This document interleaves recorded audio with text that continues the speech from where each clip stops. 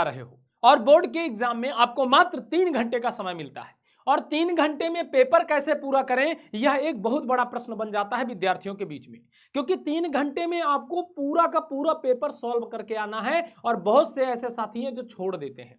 याद रखो, सबसे पहले ऑब्जेक्टिव को सॉल्व करो, वैसे ऑब्जेक्टिव जो आपको आ रहे हैं सबसे पहले उनको सॉल्व करो, क्योंकि हम ऐसा करते हैं कि सीरियल नंबर देख के चलते हैं, पहला वाला, दूसरा वाला, तीसरा नहीं आ रहा उसको सोच रहे हैं, बगल वाले से पूछ रहे हैं, ऐसा नहीं करना है। आपको जो ऑब्जेक्टिव आता है पहले उतने ऑब्जेक्टिव सॉल्व कर लो, कोई छूट रहा है तो अभी छोड़ दो, फिर चलो सब्जेक्टिव में। सब्जेक्टिव में सीरियल नंबर मत देखो, जो जो सब्जेक्टिव आपको आते हैं उनको लिखना शुरू कर दो और जहां से 10 सब्जेक्टिव पूरे हो जाएं वहीं पर छोड़ दो। बस याद रखना, आप जो भी क्वेश्चन लिख रहे हो उस क्वेश्चन का नंबर जरूर डाल देना। इसके साथ साथ लॉन्ग क्वेश्चन में आते हैं। लॉन्ग क्वेश्चन में 6 क्वेश्चन होते हैं, उन 6 क्वेश्चन में जो क्वेश्चन आपको आ रहा है सबसे पहले उसे सॉल्व कर लो। मान लो आपको 21, 22, 23, 24, 25, 26 ये 6 क्वेश्चन है, इनमें से तुमको 21वां नहीं आ रहा लेकिन 22वां आ रहा है तो पहले 22वां कर लो, 23वां कर लो।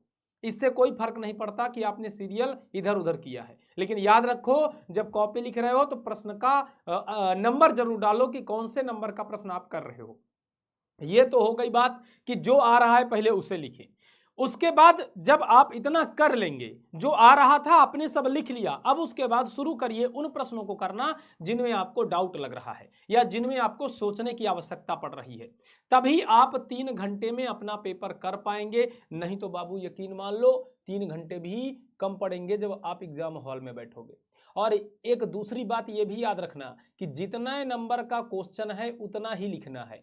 शॉर्ट क्वेश्चन में बहुत ज्यादा नहीं लिखना, 4-5 लाइन में खत्म कर देना है, और लॉन्ग क्वेश्चन में बहुत कम नहीं लिखना, कम से कम 15 लाइन लिख के आना है। इतना बात आपको याद रखना है, लॉन्ग क्वेश्चन में कम से कम 15 लाइन यानी कि 3 पेज आपके भरे हुए होने चाहिए, 3 पेज से कम नहीं भरना है, ये चीज याद रख लेना।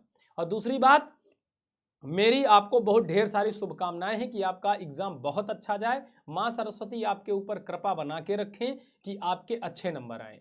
उसके साथ साथ आप सभी लोग यहां पर एक फॉर्म दिया गया होगा एप्लीकेशन के अंदर, इस फॉर्म को जरूर भर दे, अपना रोल नंबर, रोल कोड जरूर से जरूर डाल दे, ताकि हम भी पता कर सकें कि वास्तव में आपने एग्जाम कैसे दिया और आपके कितने नंबर आ रहे हैं। ये जानकारी हमको भी मिल सके, क्योंकि हमने आपके साथ बहुत मेहनत की है, बहुत आपको पढ़ाया है।